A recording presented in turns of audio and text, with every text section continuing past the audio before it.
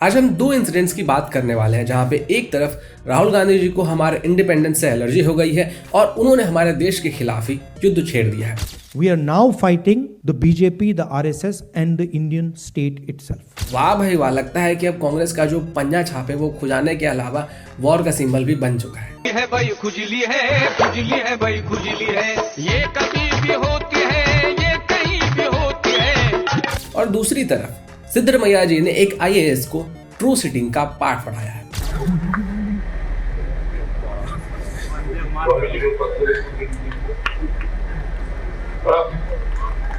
तो सबसे पहले बात करते हैं कर्नाटका की, जहां पे कि कर्नाटका के CM सिद्धरमैया ने डिप्यूटी कमिश्नर को फ्रंट रो से बैक रो का सफर करवा दिया। पब्लिक इवेंट में सिद्धरमैया जी ने डिप्यूटी कमिश्नर को कुछ इस प्रकार से डांटा जैसे कि स्कूल में आपको लेट होने के ऊपर डांटा जाता था। ದಿವ್ಯ ಸಾನ್ನಿಧ್ಯ ವಹಿಸಿರ್ತಕ್ಕಂಥ ಎಲ್ಲ ಧರ್ಮಗಳ ಗುರುಗಳೇ, ನೀವು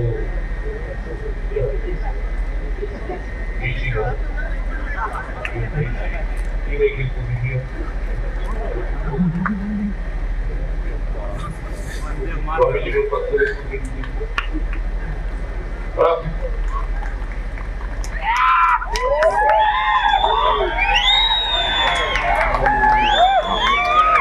तो एक तुच्छ से डिप्टी कमिश्नर को कर्नाटका के चीफ मिनिस्टर सिद्धरमैया जी के सामने बैठने की आखिर हिम्मत कैसे हुई? अरे एक गवार 5वीं फेल डिप्टी कमिश्नर जिसने पैसे बांटकर लोगों के दम पे, गुंडों के दम पे डिप्टी कमिश्नर बन गया, क्या उसकी इतनी हिम्मत हो गई कि वो पढ़े लिखे, वर्षों तक मेहनत करके, फिर एग्जाम क्लियर करके, फिर इंटरव्यू क्लियर करके जो CM बनकर बैठे हैं उनके सामने बैठ जाए? क्या डिग्री के साथ साथ इस डिप्टी कमिश्नर की अकल भी कम है कि वो सिद्धरमैया जी के सामने बैठ जाए? एक तो ये डिप्टी कमिश्नर पढ़ा लिखा नहीं है, ऊपर से ये दलित है। इसने सोच भी कैसे लिया कि ये सिद्धरमैया CM के सामने बैठ सकता है? इस डिप्टी कमिश्नर की जगह तो एकदम पीछे है।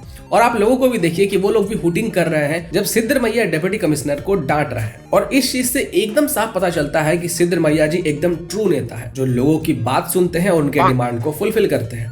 यहाँ पे मैं तो ये कहना चाहूंगा कि भाई जो सिद्धरमैया जी है वो तो नेता प्रो मैक्स है, एकदम लेटेस्ट वर्जन और एकदम हाईएस्ट वर्जन, जो कि अपने लोगों की मन की बात ही समझ लेते हैं। मन की बात करने वाले ये मोदी कौन है? नरेंद्र मोदी तो बस अपने मन की बात करते हैं, दूसरे के मन की बात तो सुनते ही नहीं है। असली मन की बात तो सिद्धरमैया जी करते हैं, जो इवेंट में मौजूद लोगों की मन की बात समझ गए और डिप्टी कमिश्नर को डांट दिया। कांग्रेस के नेता सालों से चिल्ला चिल्लाकर थक गए कि बीजेपी के नेता कभी भी दलितों को सम्मान नहीं देते। हाँ, वो बात अलग है कि कांग्रेस के जो नेता है वो खुद कभी भी हमारे दलित भाइयों को सम्मान नहीं देते। ब्यूरोक्रेट्स को कांग्रेस वाले अपने नौकर की तरह समझते हैं, जिनकी की सैलरी वो खुद अपने पैसे से देते हैं। अब आप खुद सोच कर बताइए कि कोई आदमी किसी को सैलरी दे रहा है, उसको नौकरी पे रखा हुआ है, तो उससे अपने मन की काम तो करवाएगा ही ना। मैं तो उन लोगों को ढूंढ रहा हूँ जो ये कह रहे हैं कि डिप्टी कमिश्नर का सिद्धरमैया जी ने अपमान किया है। अरे उन्होंने नौकरी पे रखा हुआ है यार, तनख्वाह देते हैं, क्या बात करते हो? समय पे उनको तनख्वाह मिल रहा है तो क्या अपने मन से काम भी नहीं करवाए? उनको डांटे भी ना। वैसे इसको अगर दूसरे नजरिए से देखा जाए तो नतीजा सेम निकलेगा, बस रास्ते बदल जाएंगे। सिद्धरमैया जी इतना काम करते हैं, लोगों के बारे में इतना सोचते हैं, सारा दिन मेहनत करते हैं, जैसे कि पेट्रोल के रेट्स बढ़ाना, बस फेयर बढ़ाना,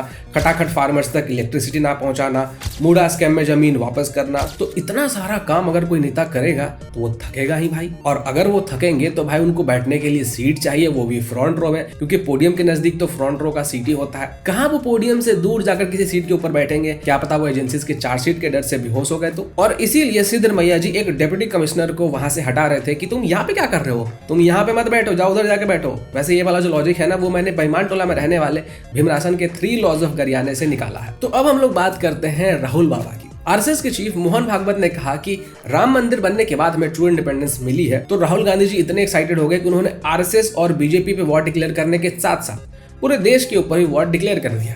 He said that true independence in India was achieved when the Ram Mandir was built. He says that the constitution was not the symbol of our freedom. We are now fighting